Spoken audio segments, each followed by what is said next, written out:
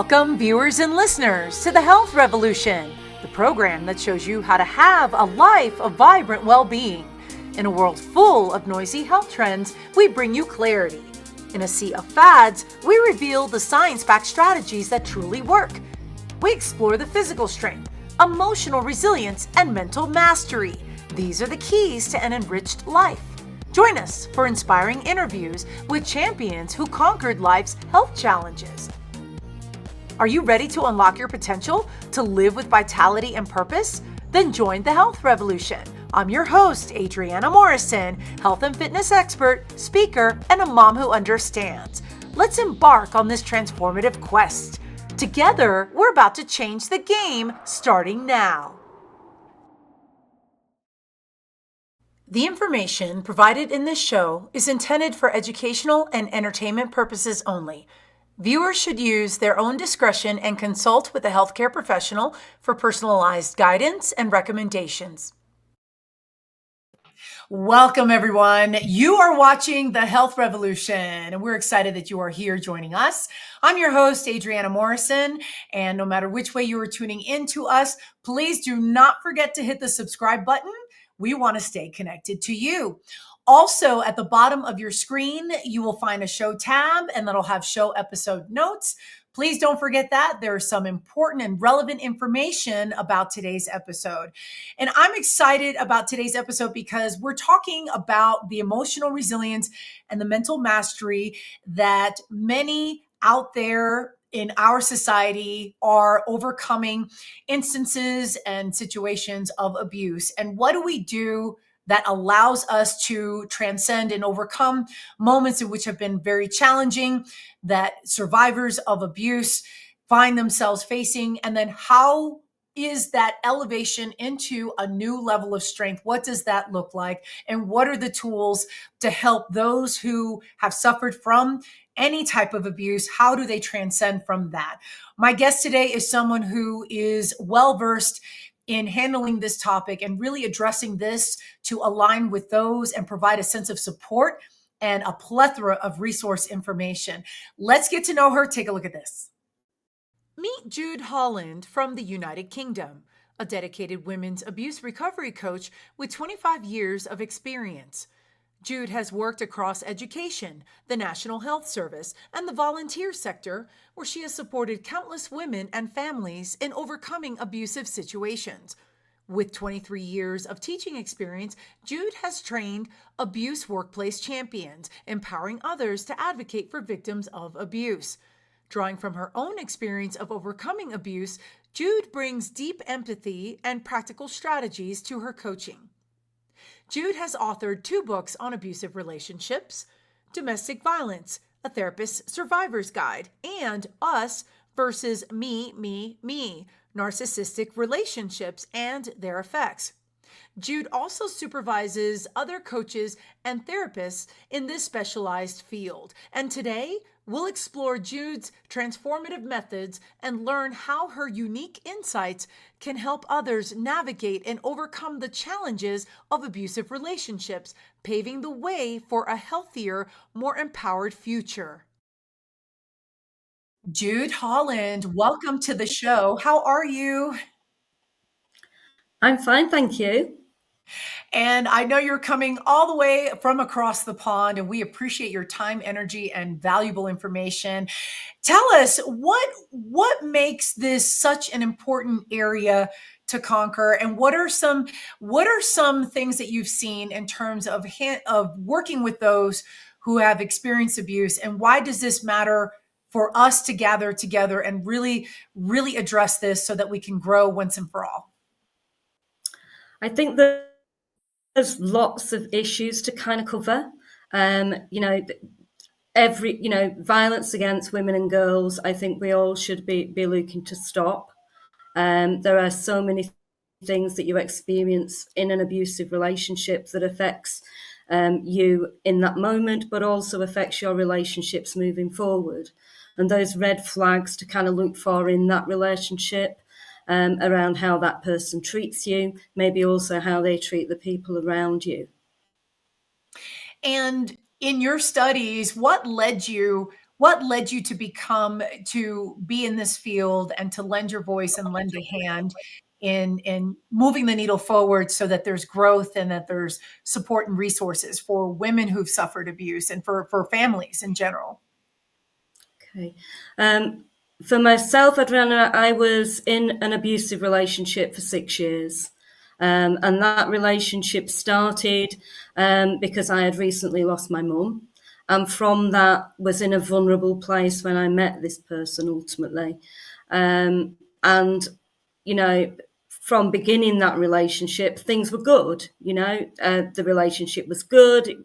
And I was in that relationship for 6 months, and we very quickly moved in together.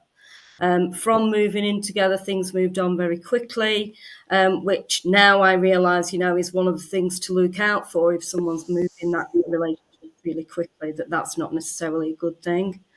And, within a 6 month period, he then did not work for the next 6 years. And I then had financial responsibility in that relationship for the next 6 years, which was the beginning in that relationship of abuse.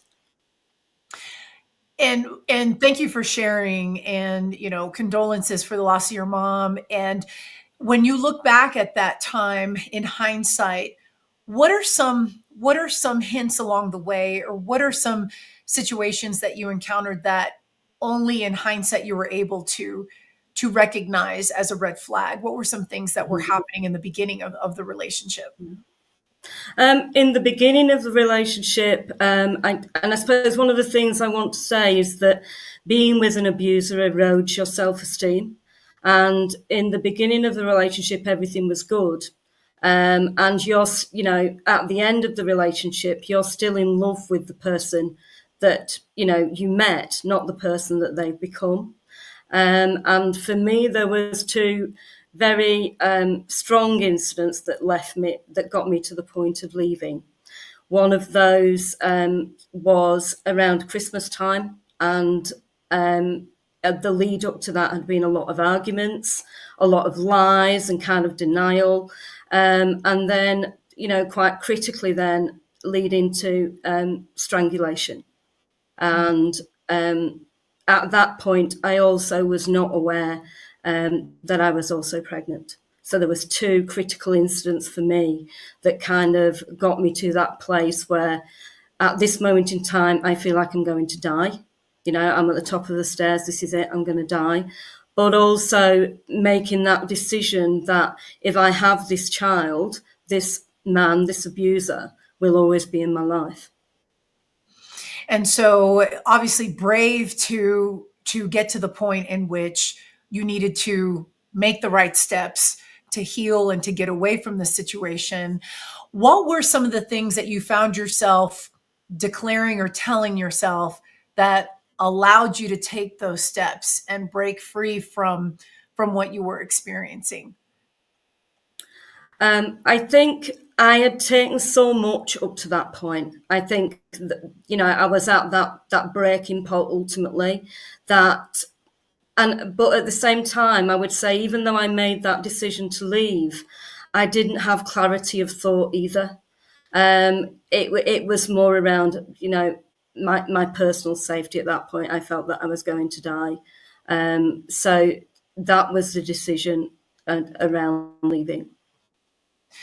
And this is obviously a scary time. What's been noted in the journey of a woman that is escaping from abuse, that the actual the planning, the exit, and all of that, were there certain things that helped you plan and prepare? Were there ways in which you garnered support from others, that you tapped into resources? Were there certain components that really kept you going so that you broke free from him? Yeah, there were specific things that I did. So obviously, leaving is one of the most dangerous times for any victim who is in an abusive relationship. So I'd got things together already. So I'd packed a bag. I'd packed all my documents that I needed. I'd already, created a bank account. I'd got my own credit cards. So I'd started to create that independence for myself before I was leaving. So that was helpful. You had a plan in place. And Mm-hmm. was there anyone around you, maybe in your inner circle, that you could rely on, that you could depend on to help you, to be that emotional sense of support, that could just help be that straight and narrow, the reminders of putting Mm-hmm. one foot in front of the other? Yeah. The difficulties were that my dad was 80 at this point, which was one of the difficulties of not being able to leave. So I had nowhere to leave to. And I had 6 dogs, which made it difficult to then move into accommodation. So what I did do, I did speak out. So I spoke out to my dad's next door neighbour. Then I spoke out to my sister. And then I spoke out to a lady at work who was an ex-police officer. So that was great. So being able to use your voice, and obviously everybody was very responsive. And so they heard you Yes. clearly, and then you were able to. So then as you're, and thank you for sharing your story. So you're planning your exit, it's happening. And along the way, how did you process your emotions? What helped you keep your calm? What helped you think about the steps that you needed to take so that you were consistent in getting out of this altogether? Okay. I think I was planning for a period of time beforehand. So I was putting money to one side a few months before that. I was then, and the plan was to have a home. So I had a deposit for a home. And because it is the most fearful time when you're about to leave, I let my abuser believe that we were moving out together.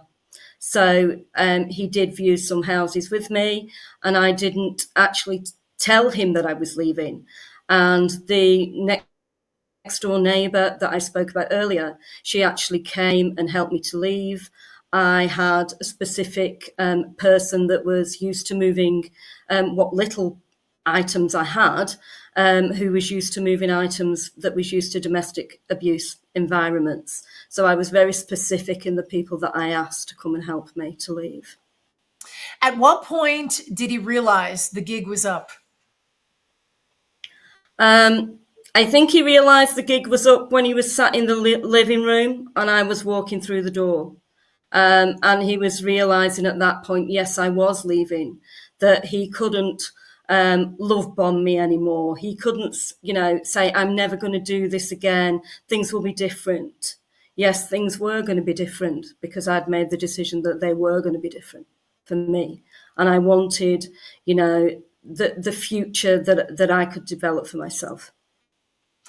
One thing that we all recognize is that abuse is universal regardless of the culture where we live. And so I'm curious, that you being in the UK, what was it like as you were establishing this new chapter in your life? Did you find that UK laws, that the resources out there at the time, were they supportive in your corner? Were you able to tap into different resources? Did you find that it was an uphill battle, or do you find that the UK is pretty open with supporting survivors of abuse? Okay. I want to say I didn't reach out for support Okay. initially from the police. And part of that was because I was working in a sexual violence centre. I was working as a professional, as a therapist, and I felt very much, that I would be judged. And ultimately that was part of the shame. That was part of what kept me quiet because this was my profession. This is what I did for a living. And, domestic violence doesn't discriminate. Men, women, race, it just does not discriminate. And so ultimately, it was difficult. I can only imagine, and you're absolutely right. I think that there's a level of shame that oftentimes we in society grapple with, in that if something happens to us, but then the risk of judgment, when our intentionality is to be as authentic as possible, trying to move forward, and yet circumstances, be that as it may, we might find ourselves in a situation trying to get out of. So I can certainly see why it would be such a struggle. How did you embrace the mental clarity and the fortitude to work through this and to get beyond your personal situation? What helped you? What were some of your takeaways that was helpful for you to continue to grow? Yeah. For me, it was personal therapy. I have specific rituals that I do every day. But I suppose what had been taken away from me, if you like, the fact that I'd become very submissive in that relationship, that I didn't have a voice, that I didn't feel that I could say no. All of those things that had been taken away, I had to rebuild. So though, people often think that leaving an abusive relationship is the end, actually it's the beginning of rebuilding you again. And agree, because you're establishing a brand new chapter. It's that level of reconnection of who you are. And if whatever time had passed for that disconnect to occur, then you're right that the rebuilding process is not overnight. What was it like for you to share your story for the first time when you started to disclose to colleagues, to other women who were in this situation in terms of relatability? What was it like for you? How did you process that and the feedback that you got? I think I was frightened the first time I actually shared that. I was expecting judgment from others around me. It was scary to see what response I would get. But at the same time, it was really important that I did share my story, because anyone can be in that position of being in an abusive relationship. And your voice is really important. And that's part of the reason why I work now as a female domestic violence abuse coach, to use that voice to help others to move forward, to have that clarity and that strength, and that they can rebuild that life of what they want it to look like.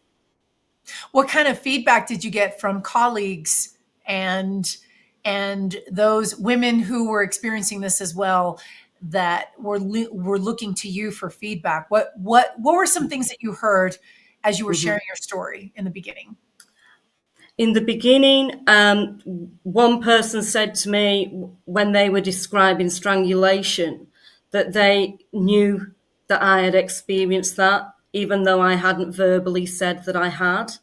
They talked about a strength in me, that in being able to do that. People cried when I told them my story, that they never, that they didn't realize what was going on for me. Because I continued to work. I didn't have any days off. I continued to work with my clients. I continued to have external supervision, where some of these issues a little bit were shared in connection to clients, but not my own personal story. But ultimately, I think people were surprised. The one thing I'm picking up is that there's this level of resilience with you. I'd like to highlight that you continue to show up for those that you were working alongside, that you were in servitude. And I think that's very telling that you still showed up. There's a level of strength. You didn't tap out, you didn't check out or anything like that, that you still, you showed how you outlasted the will that you have, outlasted the situation for sure. And obviously that's to be commended. And I'm picking that, I'm picking up on that right now. And I think that's absolutely fabulous that you're a testament to being a survivor of abuse. And you're exactly right, and I want other women to be able to move forward and create the life that they want, and I feel really committed to that. I feel quite emotional around it, and also if I can do it, other people can do it. Absolutely. We're going to continue on. We've got more to talk about. First, we're going to take a break. Stay put. Don't go anywhere. We will be right back after this.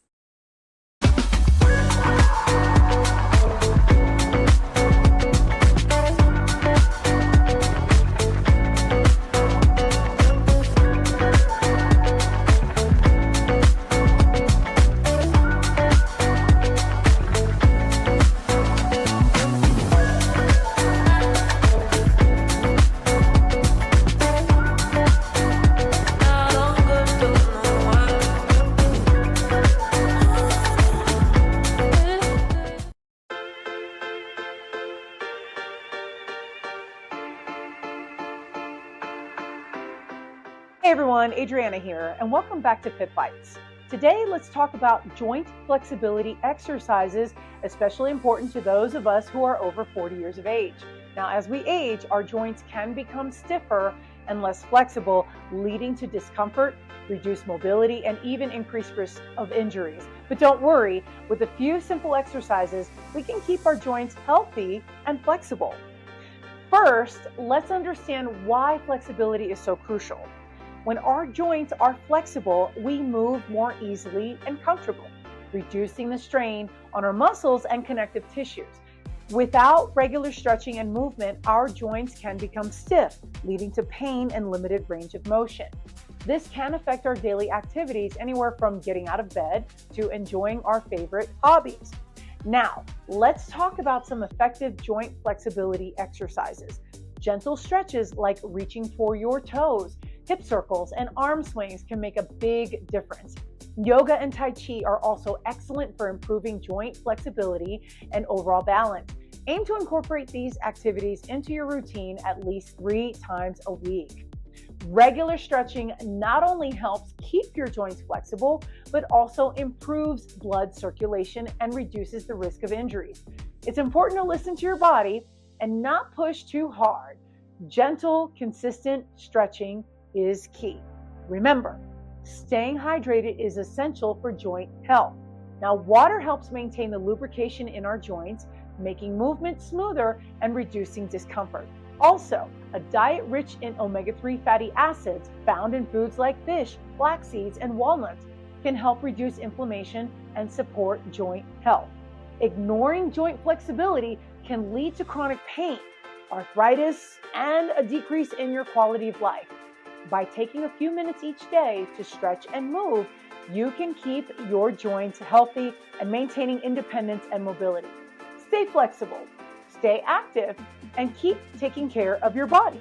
Join me next time for Fit Bites for more quick health tips. Now remember, a little effort goes a long way in maintaining our health and well-being.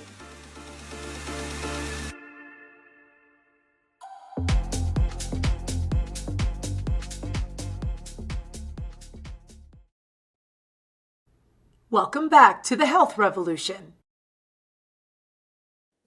Welcome back, everybody. My guest today, Jude Holland. She is a women's recovery abuse coach. She is well-versed in helping survivors of abuse overcome their situations and transcend from their situations to grow into a new level of strength. And Jude, before the break, you were talking so eloquently about your personal story and how you were able to use that to fuel this new level in your life in which you're able to be a vessel and an example to help others experiencing abuse. And one of the statistics that I came across, and were very similar. So here in the United States, 1 in 3 women do experience domestic violence or report it from an intimate relationship. And as I understand it, 1 in 4 women in the United Kingdom are in the same situation as well. And as you're progressing in this new chapter where you are being a professional handling, working with women in abusive situations, what are some factors that you identify that women face as challenges as they're leaving abusive relationships to start a new life of their own? What are some common things that maybe we know about, or then that we don't know about that we should? Okay. So from my perspective, it's like the relief that you are actually out of that environment. And, for lots of people, they may not have a home to go to. They may not have a home. They may have children. So there's worry around that too. So that there are lots of things there that need to be kind of looked at coming out of that relationship. But I think one of the things that aren't necessarily talked about is that we walk away from that relationship and we kind of think that everything's okay. But that trauma affects us physically. So we might have nightmares, we might have flashbacks, and people may not be aware of that or be ready for that and wonder what's happening. So it's about being prepared for things that may happen that you might not think would. So there's some environmental situations going on. So the home environment is changing, and maybe it's just in the immediacy not stable, and then just the emotional impact of the PTSD, and just feeling that level of perhaps anxiety. Mm-hmm. Are there other situations that you've noticed women have gone through as they're navigating this new chapter, that just reaffirms it's okay, it's a process that's expected, like maybe the emotional, trying to navigate through it, anything like Mm-hmm. that? Are there certain Yeah. situations that are helpful to identify? From an emotional perspective, being aware of the fact that you have left, but you are likely to still you might feel that relief initially, but then you're still likely to be in a place where actually you might miss that person to some degree, but it isn't the person that you miss, but the familiarity. Also, dependent on how long you've been in that relationship, you've committed to that relationship. You were in love with the person at the beginning of that relationship, and you've also lost a great deal in walking away. So it's recognizing that. And rebuilding those things that you've lost. When I think about my own experience, for instance, I walked away with a carrier bag of clothes and 6 dogs. That gives you an awful lot to kind of rebuild on. Generally, lots of people still feel when they go out that they don't feel safe, that slight noises, and they feel reacted to that. They may not necessarily feel safe in their home. And you're still waiting for that knock on the door to some degree. You're still looking to see if you can see that person in the street. That hypervigilance is still there when you've left. What helps a survivor of abuse to feel supported from family or friends that just learn of their situation? What are some things that are helpful for someone who's emerging from an abusive situation, that would be important to recognize? That what are some things we should do versus not do when someone is going through this situation? Giving that person the space, allowing them space to talk, in an unjudgmental space, not having expectations of them. And I suppose, though they may want to connect with you and they want to see you, the fact that actually they may not be ready to have that lunch date with you, or to go out and go shopping with you, because actually it might feel quite overwhelming to do that at that time. So just recognizing that might be the case, and actually they might need some space on their own. Is there certain verbiage or language that helps to reassure the abuse survivor with knowing that they're surrounded by people who care about them? Are there Mhm. certain things that we should be careful about with our language, our approach, that would be helpful to remember? I think what I would be saying, to everyone ultimately, is it's not your fault. You're not to blame. The abuser is to blame, not you. You know, in connection to that internal judgment that you have, that it is very much not your fault, and that's what they need to hear from you.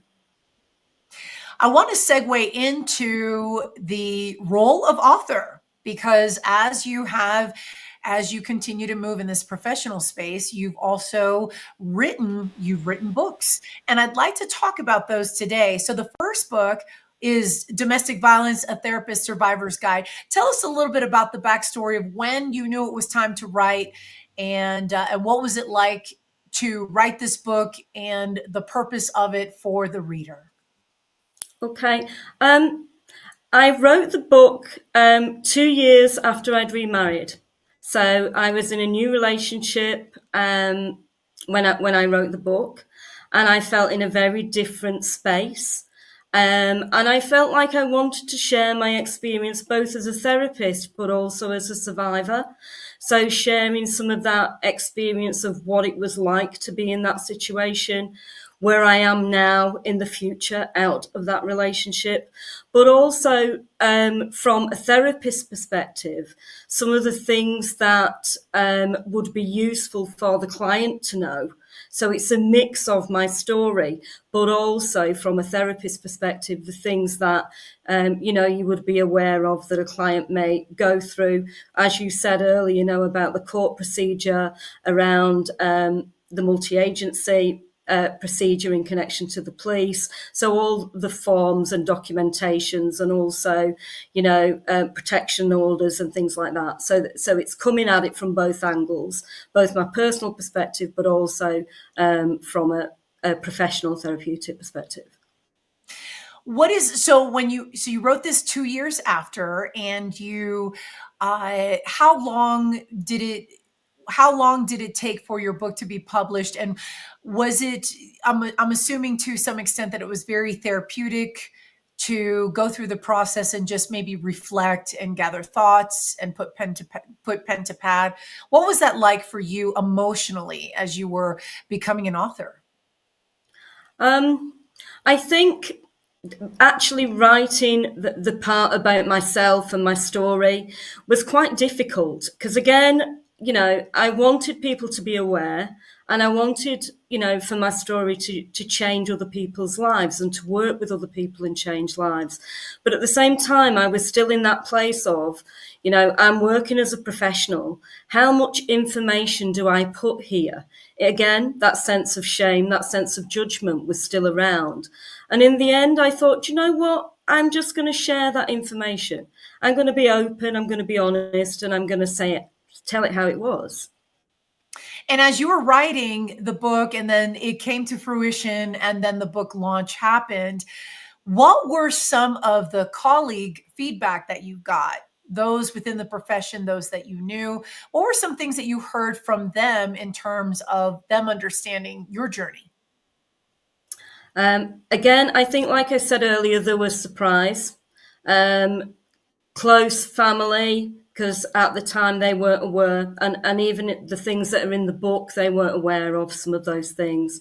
They were quite upset, and wish they had been able to be there for me at that time. So that was kind of feedback from family and friends. Colleagues said that that I was an inspiration, and they thanked me for being as honest as I had been. And that my closer colleagues that were close to me actually got quite upset in reading it, that they weren't aware on the day to day, of my working, of any of what had been going on for me, and was so surprised that I was able to continue doing my work in life as I had been doing. And I think it reflects back on what you had mentioned before, in that you and I think it's a testament to you being the professional, in that although you were experiencing at that time this happening, you still had a clear boundary that it didn't transcend and affect your ability to work with others in your line of work. So in terms of ethics, I'm hearing a sound approach to you being front and center for those that you were working with. And I think that that's so processing over here in real time, but then being able to rotate. And I think, again, that's a testament to your resilience, the divide between the two, and not have, Mm-hmm. say, the personal side infiltrate your Mm-hmm. level of professionalism that you were demonstrating with your clients. I also think that kind of divide as well was a form of protection. And towards the end, before I left the relationship, there were a couple of instances with clients where their comments made me decide as well that this is the time to leave. Like the client who said, the way that you respond to me, I feel that you have experienced strangulation. And that's very, talk about hitting, really close to home in Mm-hmm. the fact that that was a vibe that they were able to pick up. I think that, but that also demonstrates a level of understanding that words couldn't really put into, you know, words couldn't be put together such that the understanding that you got them per se. Mm-hmm. And Mm-hmm. so, so domestic violence. So that's been out for how many years? The book. I think that's been out for maybe 4 years now, I think. Gotcha. And then, of course, that wasn't the only writing that you have. You have another book that came out, and want to highlight that today. Tell us a little bit about this. Okay, so Us versus Me, Me, Me was a short book on narcissistic relationships and their effects. So ultimately, it was kind of, a little bit like a pocket diary with 10 points of the things to look for in your relationship in a narcissistic relationship. And this was now, would you say that your past relationship had narcissistic traits in which it was important to highlight and just share with readers what to look out for? Yes, definitely. And when even when I think about the career that he did, he was a sales guy.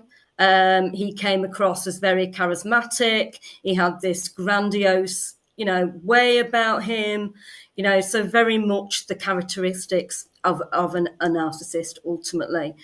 Obviously, the things that I wasn't aware at that point, in our relationship, there was no empathy for him at all in connection to how I may have been, how upset I may have been. He never apologized or said he was sorry in our relationship, even at the points where it was critical. Not once did he ever say that he was sorry or apologize. It was always turned around and it was always my fault. And that's and obviously these are traits of a narcissist that we've come to know, and that there's more conversations that we're having these days, societal Mhm. conversations about narcissism. Do they go hand in hand with abusive relationships, have you found? They can go hand in hand. Some of the traits are, and I think ultimately it's about the language that we use. So I might not necessarily say that someone is a narcissist, or they have narcissistic personality, but they may have traits of narcissistic personality. So I'd like to ask an epilogue question to your personal story as you continue to move away from the abusive situation. Uh, how at what point did you decide, okay, I can breathe a little bit, I'm on my own, i Mhm. i'm able to move forward? What were some things that were in place for you that gave you the sign that you were able to take a little bit of a deeper breath? I'd been in my home 12 months, I think, at that point. I felt safe in my home. I had also changed jobs as well. So the environment within which I was working was different. I'd gone from working in a sexual assault unit to being head of a department in education. So I'd changed my environment. And the relationships around me, so I get in it, I suppose 12 months on, I was kind of giving myself a complete fresh start. And just over 12 months, I also started a new relationship, who is now actually my husband. 4 years. And well, congratulations on Thank that. And you. obviously, second chances do exist in every which way. And what were some things that you learned about you when you got to the space of time had passed and you felt like new chapters were unraveling in your life? What were some other indicators that led you to conclude, you know what, I've grown, I've raised the bar on Mhm. myself, and I'm getting in a better and an even better position? Mhm. I think throughout the abusive relationship, and maybe after leaving the abusive relationship as well, one of the coping strategies that I used was alcohol. So there was a period of time that I would say I was drinking a great deal of alcohol. I was drinking a great deal of alcohol when I lost my mum, as a way of coping. And now I drink very little. and 12 months on, the amount that I was drinking reduced. And, for me, seeing those changes and the effect that also then has for me from a physical perspective as well, that I feel very different out of that relationship. I have the power and control to make my life how I want it to be. And I've chose to do that. And I hold that I have done that. Absolutely. We're going to continue this conversation. First, we're going to take a break. Don't go anywhere. Don't go anywhere. We will be right back after this. Thank you so much for watching The Health Revolution. Our show is growing, and it's all thanks to viewers like you. No matter how you found us, please hit the subscribe button so we can stay connected and continue to deliver amazing content to you.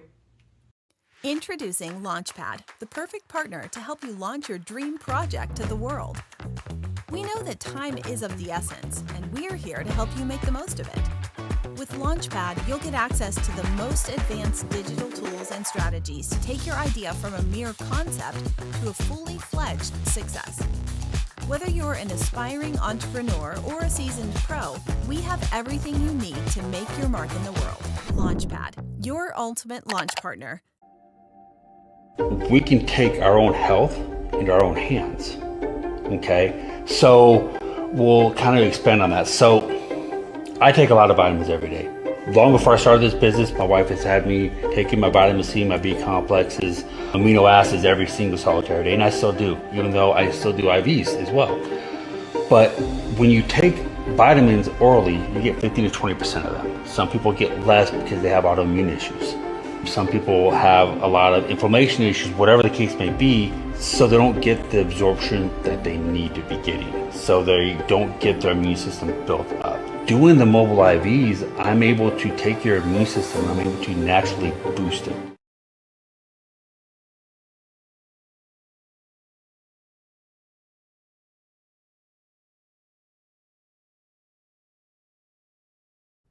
Welcome back to The Health Revolution. Our guest today, Jude Holland. She is a women's recovery abuse coach and an author. We're talking about how to heal from domestic abuse, violent situations, any type of abuse where it is time to move on to a new chapter. How do you grow and heal from a situation like that? And Jude, before the break, we were talking about your books and you obviously eloquently sharing your journey of how you've been able to move beyond your situation to continue to help others. I'm curious, how do you integrate emotional healing into your coaching practice? What are some of your best practices for that? For me, I think the most important thing to start with is the compassion toward yourself, learning to love yourself again. So that compassionate voice. And generally coming out of an abusive relationship, what we have is a critical voice. So it's kind of retraining ourselves to have that self-love, that self-compassion. And for me, that's the beginning. And what are some crucial systems to have in place for anyone who is leaving an abusive situation? What are some resources and what are some critical components that would be important to tap into for those in that situation? It is about being ready. Whether you have, packed your bag, whether you've got a bank account, whether you've reached out to friends and family, whether you've reached out to agencies. I know, that the Safe House, for instance, in your area kind of supports people with counselling, emergency accommodation. So it's kind of being prepared both in a practical, but also I think what is more difficult to be prepared for is in a psychological perspective, because that clarity of thought isn't necessarily there at that point. What are you noticing in the UK that the trend is with support to survivors of abuse? Or is there a nice trend that there's more support that's being out there? Is it that you find that you're having to have more conversations to drive the point home as to why this is important to talk about? What are you noticing in the United Kingdom? I think we're having more conversations. I think changes are happening.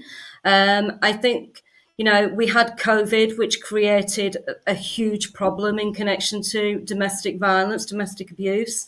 And lots of kind of funding was put forward in connection to domestic abuse at that point.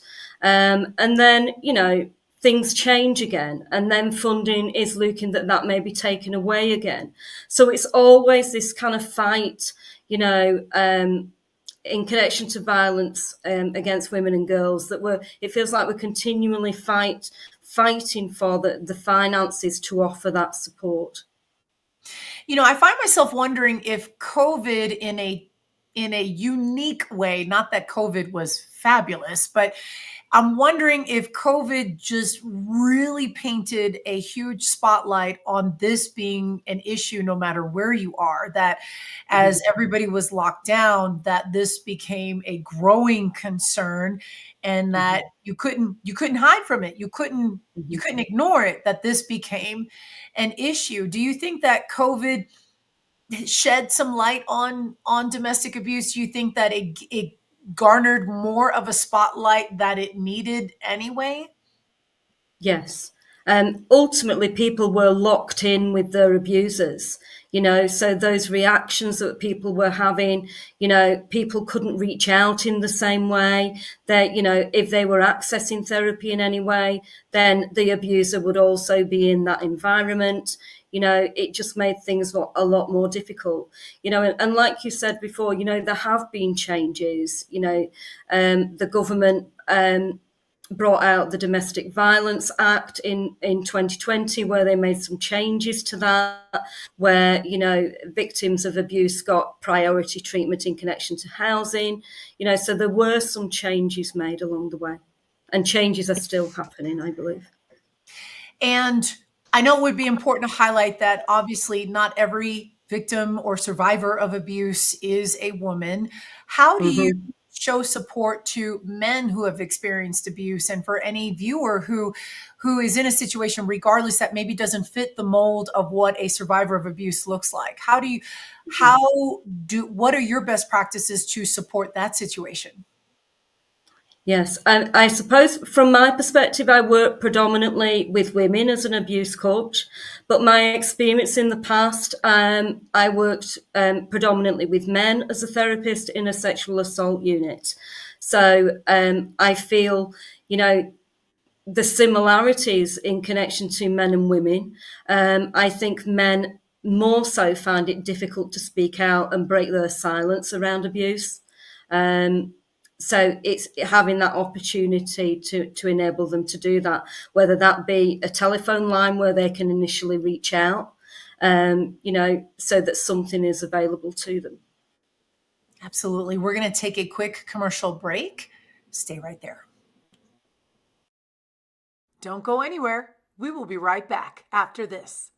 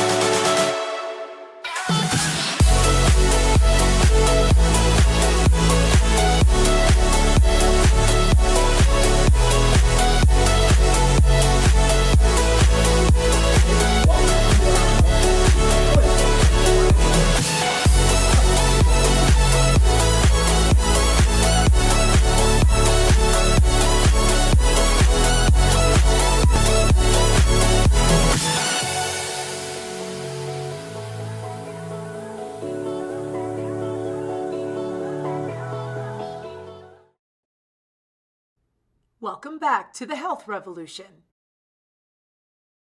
Welcome back, everybody. Our guest today, Jude Holland, she's a women's recovery abuse coach. We're talking about how to transcend and rise above a situation of abuse and thrive and going beyond to thrive. Jude, I'm curious, what are some best practices, or how can communities better support victims of or survivors of abuse? I think it's about having those conversations, not judging other people, and allowing someone that space to kind of speak out and the opportunities to do that. That's extremely telling and crucial. And I know we're starting to run out of time. Where can we find you in the virtual space? Where are you out there?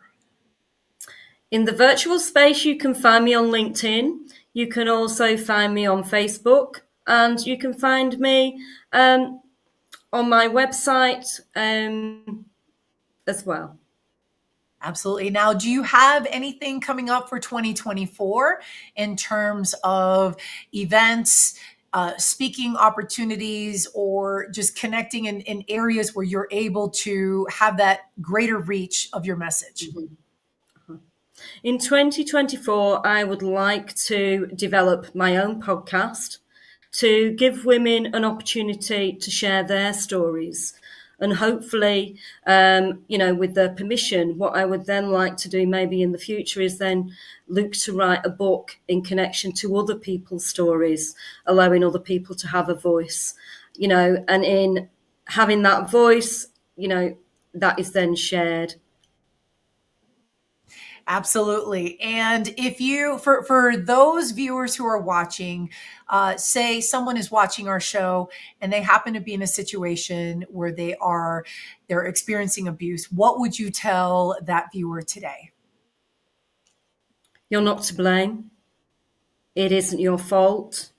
Speak to someone around you that you trust and that you can do this.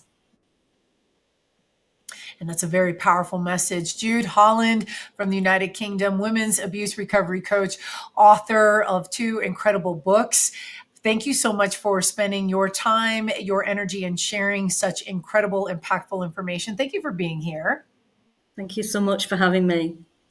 Absolutely. And to all our viewers, of course, you can find our website. We are on the web at thehealthrevolutiontv.com. You can subscribe to our newsletter. You can also email us to let us know of any show episode ideas you would love for us to cover. Upper left-hand corner of your screen, you will see our QR code. If that's easier for you to grab, feel free to do so right then and there. And then, of course, we are on the Achieve TV channel on E360 TV every Tuesday and Thursday, 10 a.m. Pacific Standard Time, 1 p.m. Eastern Standard Time. And that is all the time that we have. Until next time, please take care of yourselves. We will see you soon.